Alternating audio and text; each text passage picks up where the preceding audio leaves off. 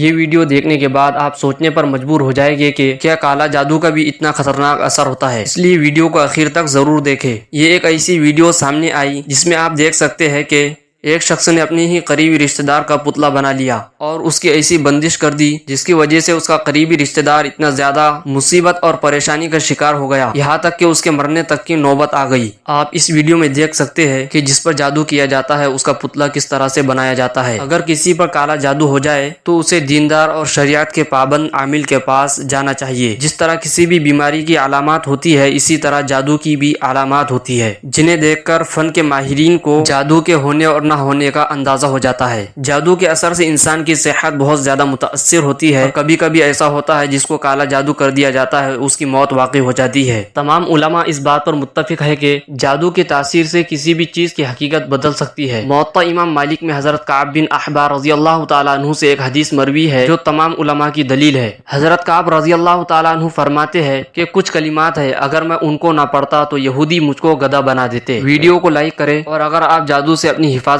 کرنا چاہتے ہیں تو زیادہ سے زیادہ کمنٹ کریں۔ انشاءاللہ میں اگلی ویڈیو ایسی لاؤں گا جس میں کالے جادو کا علاج بتلاؤں گا۔